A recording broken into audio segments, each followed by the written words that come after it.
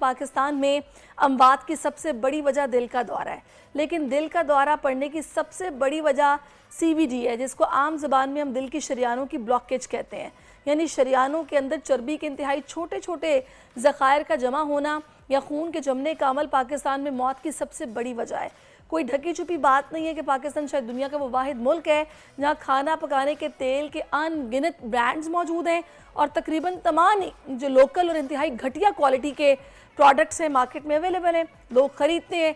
WHO के मुताबिक साल 2019 में पाकिस्तान में रिपोर्ट हुई 32% अमवात की वजह CVD बनी, बल्कि ये सिर्फ वो अदाद शुमार है जो सरकारी अस्पतालों से लिए गए हैं। अभी प्राइवेट हॉस्पिटल्स के अलग होंगे। ज़रूरी है कि हमें एहतियात करनी है। शदीद गर्म मौसम में तो बुज़ुर्गों का ख़ास ख्याल रखना है और चिकनाई से हमें ना परहेज़ करना चाहिए। वो जो हफ्ते में एक दफ़ा लाजमी पाए और निहारियाँ चलती हैं ना, ये सबसे ज़्यादा किलिंग है। इसी सारी सूरत हाल पर बात करने के लिए इस वक्त हमें ज्वाइन कर चुके हैं माहिर अमराज़ क़ल्ब हैं, सर्जन हैं डॉक्टर परवेज़ चौधरी साहब, जिनको हाल ही में सितारा इम्तियाज़ भी मिला है। और ये मिनिमल जो होती है ना सर्जरीज, जिसमें काट पीट बहुत कम करना पड़ती है और उसके साथ ट्रीटमेंट हो जाता है, उसमें परवेज़ साहब महारत रखते हैं। अस्सलाम वालेकुम डॉक्टर परवेज़ अख्तर चौधरी साहब। जी अस्सलाम वालेकुम, thank you for having me. बहुत शुक्रिया परवेज़ साहब आपके वक्त के लिए। पहले तो बहुत बहुत मुबारकबाद आपको कि आपको सितारा इम्तियाज़ मिला और आपकी माशाल्लाह इस फील्ड में काविशें हैं, थैंक यू, जिसकी बदौलत आपको ये एजाज़ मिला और बड़ा ऑनर है हमारे लिए कि आपने हमें ज्वाइन किया है। सर ये बताइएगा कि पाकिस्तानी जो कि बड़ी तादाद में दिल के दौरे की वजह से इंतकाल कर जाते हैं, इसकी सबसे बड़ी वजह आपकी नज़र में क्या है? ये दिल के मसाइल किस किस्म के होने? ये तीन चार चीज़ें हैं जो अफेक्ट करती हैं और हमारे कॉन्टिनेंट में इंडिया और पाकिस्तान में जेनेटिक्स एक सबसे कॉमन वजह है। दूसरी, हमारी 30% पॉपुलेशन डायबिटिक है, 37% लोगों को हाई ब्लड प्रेशर है, 25% हमारी पॉपुलेशन स्मोकर है। फिर एजिंग इफेक्ट भी होता है। जब हम कहते हैं कि हमारी यूथ सबसे ज़्यादा है, वही यूथ अब वो बूढ़ी भी हो रही है। जब वो 40 से ऊपर जा रहे हैं तो उनको उसी तरह के मसले भी होंगे। तो ये तीन चार ही चीज़ें हैं। नई चीज़ जो हम लेटली देख रहे हैं, ये कोरोना के बाद हो रही है। अभी तक हमें ये क्लियर नहीं है कि जिन फैमिलीज़ में पहले नहीं है वो भी यंग पेशेंट आ रहे हैं ऐसे जिनको ये कोरोनरी आर्टरी डिजीज़ हो रही है। तो ये अलार्मिंग तो नहीं, लेकिन कंसर्निंग ज़रूर है कि यूजली ये यंग पेशेंट में जब भी आएगी 30s में 40s में, तो वो जेनेटिकली होता है। तो इसमें रीजंस हमारी क्या 58% पॉपुलेशन रीजंस मतलब नॉर्मल एक लाइफस्टाइल में हम ऐसी वो कौन सी चीज़ें कर रहे हैं जो इसकी बड़ी वजह बन रही है? एक हवाला तो मैंने दिया है कि हमारा जो ऑयल है वो काफ़ी ख़राब क्वालिटी का है, स्टैंडर्ड्स के मुताबिक नहीं है। इसके अलावा क्या ऐसा लाइफस्टाइल है जो हम अडॉप्ट किए हुए हैं कि हमें ये प्रॉब्लम्स हो रहे हैं? जो आपने वो बात की ना पाए और निहारियों की, ये हम क्विकली जैसे ही ये सेंचुरी ने टर्न लिया ना पिछले 20 साल में, आप अपने पाकिस्तान में भी देखें तो हम अपनी जो ऑर्गेनिक खुराक थी, घरों की सब्जियां घर की खाना या घर की मुर्गियां रखना, वो सारी हट के हम अब फास्ट फूड पे, प्रिजर्वेटिव पे आ गए। ये सारे के सारे फूड प्रिजर्व है। इन्होंने शो किया हुआ है कि जिस जिस सोसाइटी में ये गए हैं इन्होंने डिजीज़ काज की है, लेकिन ये मज़ेदार भी हैं। तो अब जब जवानी होती है तो हम उसके पीछे मज़ा आ रहा है, इसका बॉडी हमको फ्री में मिली। अगर हम हेल्थ के थोड़े से कॉन्शियस हो जाए ना तो ये सारी चीज़ें कंट्रोल की जा सकती हैं। अच्छा, सवाए जेनेटिक्स के, जेनेटिक्स भी ज़्यादा। थोड़ा सा आपको भी थोड़ी प्रॉब्लम होगी क्योंकि आप लाहौर में मौजूद हैं, मैं कराची में हूँ। थोड़ा सा डिले आएगा जिसकी वजह से एकदम ओवरलैपिंग होगी मेरी आपकी बात के दरमियान। मुझे ये बताइएगा डॉक्टर साहब कि ये जो बैड कोलेस्ट्रॉल और गुड कोलेस्ट्रॉल है, बाज़ लोगों का बैड कोलेस्ट्रॉल बॉर्डर लाइन पे आता है, वो डर जाते हैं, ऑलिव ऑयल का इस्तेमाल शुरू कर देते हैं, वॉक शुरू कर देते हैं, लेकिन उससे पहले उन्होंने तबाही खूब की होती है। हमें किस वक्त मतलब ये टेस्ट नॉर्मली करवाना चाहिए? हर 6 महीने बाद, साल बाद? और अगर बैड कोलेस्ट्रॉल बहुत ज़्यादा बड़ा हुआ है तो उसको नीचे लाने के लिए क्या ऐसे मतलब स्टेप्स हैं जो बहुत ज़रूरी हैं?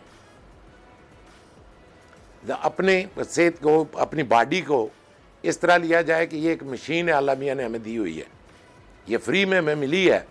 लेकिन जिस तरह हम अपनी गाड़ी का ख्याल रखते हैं, इस बॉडी का ख्याल रखना है। अब अगर फैमिली में कोरोनरी आर्टरी डिजीज़ मौजूद है, अगर इनके दादा, अब्बू, चचा तो इनको 30-35 साल की उम्र में कार्डियोलॉजिस्ट के पास जाना, इसका मतलब ये नहीं है कि उनको है, लेकिन जल्दी उनको चेक करवा लेना और सिंपल ईसीजी करवा ली है, एको करवा ली है। मैं तो कहता हूँ कि 40 साल की उम्र में जितने भी हैं लोग, उनको एक एको और एक ईसीजी ज़रूर करवा लेनी चाहिए, क्योंकि ये हमें पता है कि 25 से 30% हमारे लोग अभी भी इस डिज़ीज़ से मर रहे हैं।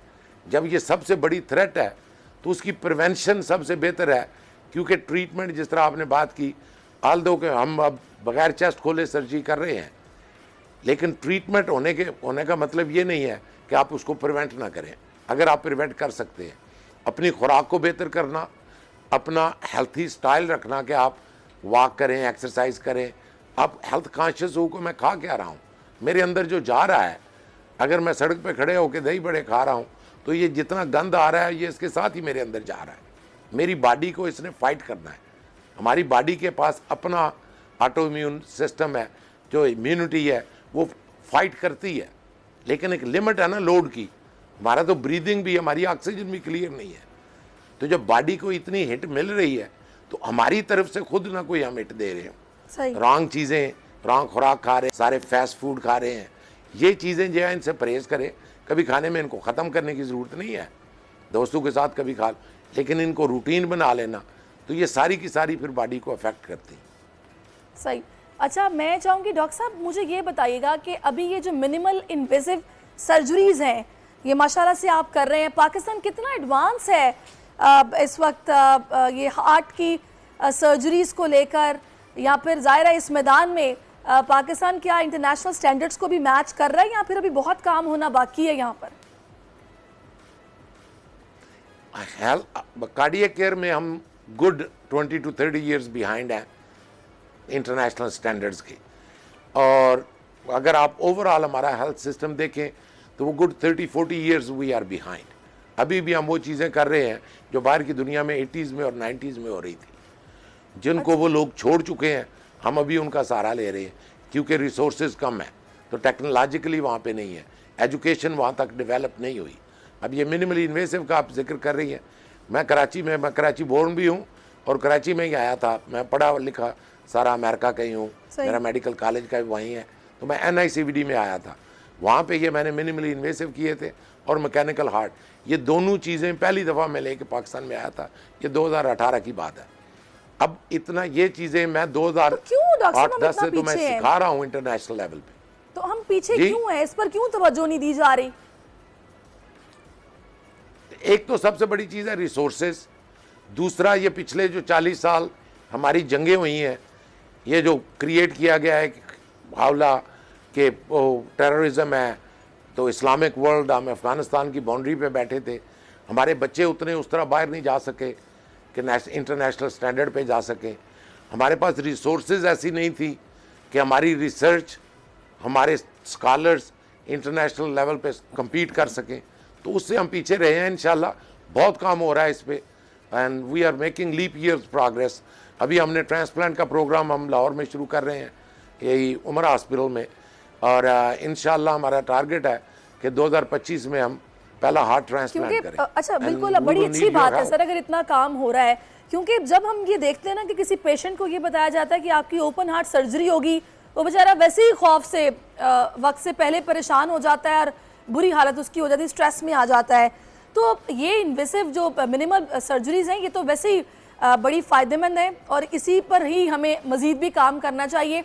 अच्छा डॉक्टर साहब, मैं चाहूँगी थोड़ा सा आप बताइएगा कि एक नॉर्मल बंदे को अगर अपनी हेल्थ का ख्याल रखना है, क्योंकि हमारे यहाँ अगर कराची की स्पेसिफिकली बात करें, आप कराची बॉर्न है, यहाँ पर बड़े गोश्त का बेइंतहा इस्तेमाल है, लोगों के घरों में 4-4 दिन बड़ा गोश्त पकता है हफ्ते में, तो ये कितना कंट्रीब्यूट कर रहा है इस तरह के केसेस के रिपोर्ट होने में?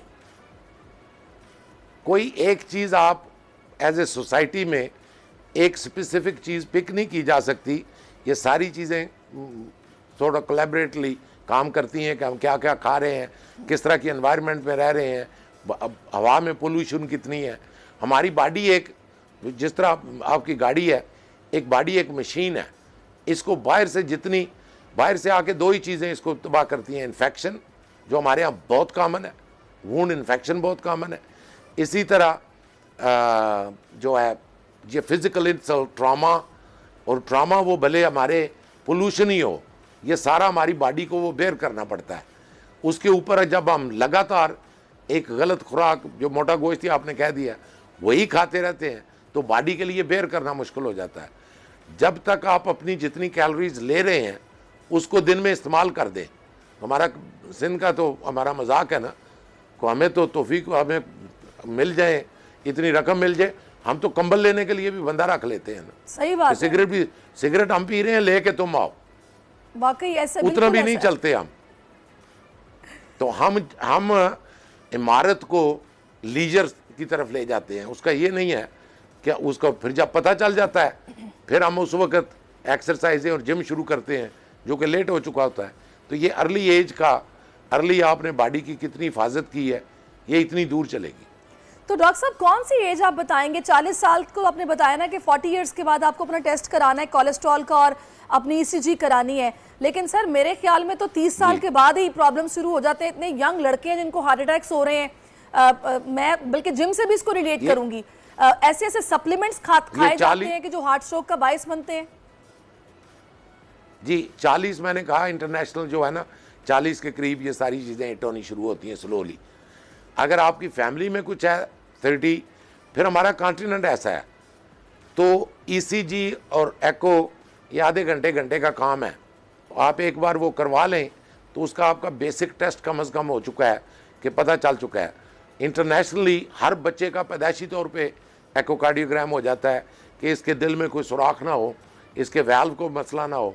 हमारे यहाँ रूमेटिक डिजीज़ बहुत ज़्यादा है जो कि वैल्व का इन्फेक्शन है, वो हम चेक नहीं करते। किसी की एको नहीं हुई होती, बच्चों को गला ख़राब हुआ, इन्फेक्शन हुआ, वैल्व का मसला हो गया, वो पता तब चलता है जब उनका हार्ट फेलियर में जाता है।